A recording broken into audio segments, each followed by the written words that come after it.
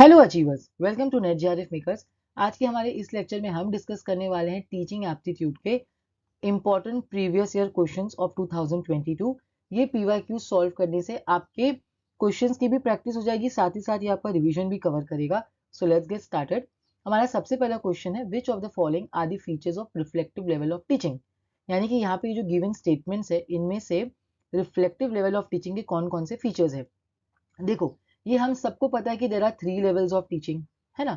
सबसे lowest level होती है हमारी मेमोरी लेवल, उसके बाद आती है हमारी अंडरस्टैंडिंग लेवल, एंड सबसे हाईएस्ट लेवल हमारी ऑफ टीचिंग होती है reflective level. Correct. Memory level क्या होता है? देखो, मेमोरी लेवल ये हमको पता है, ये होती है सबसे लोवेस्ट लेवल। इसका एक एग्जाम्पल याद रखना, इसके अंदर आते हैं हमारे छोटे बच्चे, यानी स्कूल लेवल्स के जितने भी छोटे बच्चे आते हैं, चाहे वो जूनियर सीनियर कोई भी लेवल्स के बच्चे हो, पूरा स्कूल लेवल मेमोरी लेवल के अंदर आता है। इसमें होता क्या है, जो स्टूडेंट है ना, स्टूडेंट का रोल एक पैसिव लिसनर होता है। यहाँ पे स्टूडेंट का रोल पैसिव लिसनर होता है, टीचर यहाँ पे एक्टिव होती है। यहाँ पे जो भी सब्जेक्ट मैटर है या जो भी डेटा या जो भी फैक्ट्स है, यहाँ पे टीचर का काम यही रहता है कि जो भी टीचर पढ़ा रही है सब्जेक्ट मैटर, वो बच्चे को मेमोराइजेशन के थ्रू, रूट लर्निंग के थ्रू, क्रैमिंग के थ्रू बच्चे को चीजें रटवा दी जाए, बच्चों के दिमाग में कॉन्सेप्ट को डाल दिया जाए। बस यहाँ पे यही इसका मेन ऑब्जेक्टिव होता है, बच्चों को रूट लर्निंग के थ्रू, मेमोराइजेशन के थ्रू चीजों को याद करवा दिया जाए। ठीक है। नेक्स्ट आता है हमारा understanding level. Understanding level of teaching क्या है? ये हमारे मेमोरी लेवल से थोड़ा डेवलप लेवल ऑफ टीचिंग होता है। इसके यहाँ पे हम एग्जाम्पल कंसिडर करें जूनियर कॉलेज। अब यहाँ पे क्या होता है, इस लेवल में बच्चों को जो भी पढ़ाया जाता है, यानी टीचर जो यहाँ पे प्राइमरी रोल जो है वो टीचर का ही होता है, लेकिन यहाँ पे बच्चा जो है ना एक्टिव होता है। बच्चे का यहाँ पे सेकेंडरी रोल होता है, लेकिन बच्चा यहाँ पे एक्टिव होता है। अब वो एक्टिव क्यों होता है? यहाँ पे जो भी सब्जेक्ट मैटर, जो भी डेटा या इंफॉर्मेशन बच्चों को पढ़ाई जाती है, students are able to understand it. Students उसको समझ पाते हैं। जो भी उनको पढ़ाया जा रहा है, उन कॉन्सेप्ट के बीच का रिलेशन क्या है और उन कॉन्सेप्ट को किस तरह अप्लाई करना है, उनको उन कॉन्सेप्ट का, उन सब्जेक्ट मैटर का एप्लीकेशन भी करना आता है। ये होते हैं हमारे अंडरस्टैंडिंग लेवल के। फॉर एग्जाम्पल मेमोरी लेवल में क्या हो गया, टीचर ने आपको पोयम पढ़ा दी, ठीक है, पोयम पढ़ा दी, कोई भी आपको रटवा दी। अंडरस्टैंडिंग लेवल में क्या हो जाएगा, आपको समझ में आएगा कि जो हमने पोयम पढ़ी है इनके बीच का कनेक्शन क्या है, ये पोयम का मीनिंग क्या है, इसका अर्थ क्या है। ठीक है।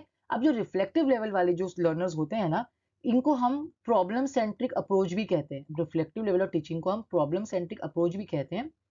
इसके अंदर आते हैं हमारे सभी एडल्ट लर्नर्स। अब ये एडल्ट लर्नर्स के अंदर, चाहे वो हमारे डिग्री कॉलेज के स्टूडेंट्स हो, मास्टर्स के, रिसर्च लेवल के या लाइफ लॉन्ग लर्नर्स, ये सब इसके अंदर आते हैं। ये सबसे हाईएस्ट लेवल ऑफ टीचिंग होती है। यहाँ पे क्या होता है, स्टूडेंट का रोल एक्टिव होता है और टीचर का काम यहाँ पे सेकेंडरी होता है। यहाँ पे प्राइमरी रोल जो है वो लर्नर्स यानी स्टूडेंट्स का होता है। ठीक है। रिफ्लेक्टिव लेवल में क्या हो जाता है, students are able to solve problem. यहाँ पे स्टूडेंट्स के अंदर जो है ना प्रॉब्लम सॉल्विंग एबिलिटी क्रिएट हो जाती है, स्टूडेंट्स के अंदर क्रिएटिविटी आ जाती है, उनके अंदर क्रिटिकल थिंकिंग डेवलप हो जाती है। सो आई होप आपको ये समझ आ गया। अब जो है हम इसको क्वेश्चन को सॉल्व करते हैं। तो क्वेश्चन क्या बोल रहा है कि गिवन में जो स्टेटमेंट है इसमें से रिफ्लेक्टिव लेवल के फीचर्स कौन कौन से। तो देखो, सबसे पहला स्टेटमेंट क्या बोलता है, student learn by understanding the facts and information. ये अभी हमने पढ़ा ना, understanding the facts and information क्या हो जाएगा, अंडरस्टैंडिंग लेवल। तो ये नहीं है statement correct. Teaching is nothing but learning the subject by rote. Rote learning कहाँ आता है, हमारे मेमोरी लेवल में। तो ये भी करेक्ट स्टेटमेंट नहीं है। Development of problem solving ability, अभी हमने पढ़ा ना, प्रॉब्लम सॉल्विंग एबिलिटी आ जाती है रिफ्लेक्टिव लेवल में। तो this is the correct statement. Fourth statement क्या बोलता है, the students original thinking and creative abilities. तो स्टूडेंट के अंदर क्रिएटिविटी आ जाती है, उनके अंदर क्रिटिकल थिंकिंग डेवलप हो जाती है। So D is the correct statement. E statement क्या बोलता है, the people are kept in strict discipline and cramming. Cramming आ गया मतलब ये भी मेमोरी लेवल हो गया। So the correct answer is C and D. I hope आपको ये समझ आ गया होगा अच्छे से।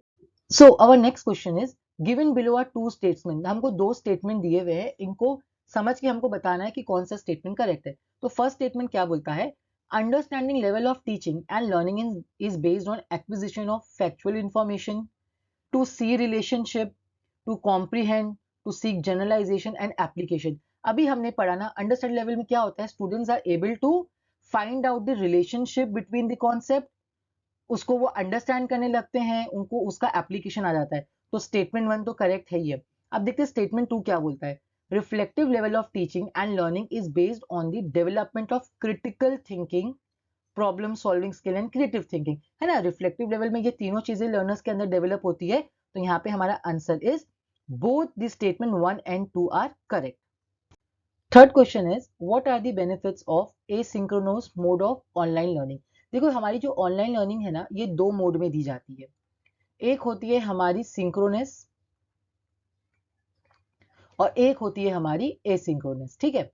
सिंक्रोनस जो होती है ना, ये हमारी रियल टाइम लर्निंग होती है. रियल टाइम लर्निंग का मतलब होता है कि जहां पे teacher and student same time पे ये लोग प्रेजेंट रहे. ठीक है. फॉर एग्जाम्पल हमारे लाइव लेक्चर्स, यहाँ पे जो है सिंक्रोनस में इमीडिएट फीडबैक होता है क्योंकि जो टीचर और स्टूडेंट है यानी both the parties should be present at the same time. और हमारा जो एसिंक्रोनस है, ये कंप्लीटली जो है ना, ये सेल्फ पेस्ड होता है. यानी यहाँ पे स्टूडेंट अपने कन्वीनियंस के हिसाब से, अपनी सहूलत के हिसाब से वो यहाँ पे एंगेज होता है. एक ट्रिक आप याद रखना, कभी भी अगर सिंक्रोनस और असिंक्रोनस का क्वेश्चन आएंगे, जहां भी सेल्फ लिखा होगा, वो हर जो ऑप्शन है ना, वो एसिंक्रोनस का ही मोड का होगा. ठीक है. एसिंक्रोनस में क्या होता है, यहाँ पे टीचर और स्टूडेंट्स को सेम टाइम पे रियल टाइम में प्रेजेंट रहने की जरूरत नहीं है. यहाँ पे स्टूडेंट अपने कन्वीनियंस के हिसाब से एंगेज करता है. ठीक है. सो यहाँ पे हम इसके ऑप्शंस देखते हैं. पहला है सेल्फ पेसिंग. अभी हमने पढ़ा सेल्फ पेसिंग है यानी स्टूडेंट के कन्वीनियंस के हिसाब से, तो ये एसिंक्रोनस में आएगा. ठीक है. इमीडिएट फीडबैक ये किस में होता है, ये सिंक्रोनस में होता है, रियल टाइम में, तो ये ऑप्शन रॉन्ग है. Self engagement, C is the correct answer. Flexibility, अब एसिंक्रोनस में क्या है, टीचर और स्टूडेंट को सेम टाइम पे प्रेजेंट होने की जरूरत नहीं है. For example recorded lectures. ठीक है. तो यहाँ पे क्या होगा, स्टूडेंट्स के पास फ्लेक्सिबिलिटी है कि वो उसके कन्वीनियंस के हिसाब से जब चाहे लेक्चर देख सकता है. तो D is the correct option. E option देखते हैं क्या लिखा है, presence of teacher and student at the same time, तो ये तो सिंक्रोनस में होता है. So the correct answer is A, C and D. So हमारा फोर्थ क्वेश्चन है, match list 1 with the list 2. यहाँ पे दो लिस्ट दिए, हमको करेक्ट आंसर को मैच करना है. तो सबसे पहले है हमारा माइंड मैप्स. अब देखो माइंड मैप्स होता क्या है, माइंड मैप बेसिकली होता है डायग्राम. यानी कि डायग्राम के थ्रू जो आप इंफॉर्मेशन को बनाते हो ना, डायग्राम के थ्रू आप जो इंफॉर्मेशन को प्रेजेंट करते हो, उसे हम कहते हैं माइंड मैप. फॉर एग्जाम्पल देखो, आपने बहुत के स्टूडेंट्स की ऐसी हैबिट होती है कि वो जो भी सब्जेक्ट को याद करते हैं ना, तो वो उसका ऐसा ट्री डायग्राम बना लेते हैं, है ना, ऐसे कुछ ऐसे चार्ट्स बना लेते हैं जिसमें रिलेशन, जो भी इंफॉर्मेशन उनके बीच का रिलेशनशिप उनको समझ में आता है. तो ये होते हैं हमारे माइंड मैप. फॉर एग्जाम्पल अगर मान लो अगर हमको फंक्शन ऑफ मैनेजमेंट पढ़ना है, तो हमने इस तरीके से लर्नर ने याद करने के लिए लिख दिया फंक्शन ऑफ मैनेजमेंट, उसके बाद पहला लिख दिया इस तरीके से प्लानिंग, फिर यहाँ आ जाएगी हमारी, समझ जाओ, स्टाफिंग, है ना, जितनी भी है ऑर्गेनाइजिंग, इस तरीके से. तो ये क्या है, यहाँ पे ऐसा आपको कुछ भी इतना बड़ा नोट्स लिखने की जरूरत नहीं है, ये डायग्राम के थ्रू भी समझ में आ रहा है कि आप फंक्शन ऑफ मैनेजमेंट की बात करें. Then the next one is gamification. Gamification क्या होता है, ये एक यहाँ पे ना स्टूडेंट्स को लर्निंग में एंगेज करके रखने के लिए, लर्निंग को और ज्यादा एंगेजिंग बनाने के लिए ना गेमिफिकेशन टेक्निक यूज करी जाती है. फॉर एग्जाम्पल आपको बहुत सारे क्विजेस पूछे जाएंगे, क्वेश्चंस पूछे जाएंगे, अगर आप उसका सही आंसर दे रहे हो तो आपको पॉइंट्स दे दिया जाएगा. यानी कि लर्निंग को ना गेम में कन्वर्ट कर दिया जाता है.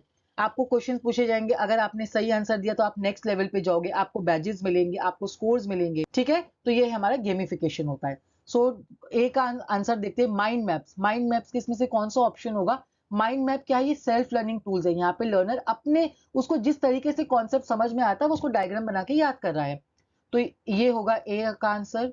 गेमिफिकेशन क्या है, लर्निंग थ्रू क्विजेस, है ना.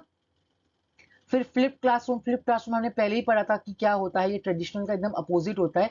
तो यहाँ पे students allow students to explore the lesson before the teacher describes, है ना. यहाँ पे स्टूडेंट्स खुद लेसन देख कर आते हैं, क्लास में सिर्फ डिस्कशन होता है.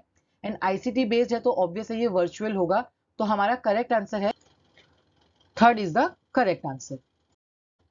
तो आज का हमारा लास्ट क्वेश्चन है, identify the tools for shared viewing of visual and other interactive content with in real time environments. देखो ये क्वेश्चन का मतलब है कि ये जितने भी हमको यहाँ पे ऑप्शंस दिए हुए हैं, इनमें से ऐसे कौन से टूल्स है, हमको वो आइडेंटिफाई करना है जिन्हें यूज करके हम विजुअल कंटेंट दे सकते हैं, और इनमें से ऐसे कौन से टूल्स है जिनको यूज करके हम रियल टाइम कंटेंट दे सकते हैं. अब विजुअल कंटेंट क्या होगा, विजुअल कंटेंट के अंदर वो कंटेंट आएंगे जहां पे लर्नर जो है they will learn by seeing, यानी कि देखकर वो लोग जो चीजों को समझ पाएंगे, लर्न कर पाएंगे, वो हमारे विजुअल कंटेंट आ गए. ठीक है ना. रियल टाइम में क्या आ जाएगा, रियल टाइम कंटेंट के अंदर वो कंटेंट आ जाएगा जहां पे teacher and learners should be present at the same time, जिसके अंदर इमीडिएट फीडबैक मिलता है, जिसमें लाइव इंटरेक्शन होता है ना, इमीडिएट फीडबैक आए.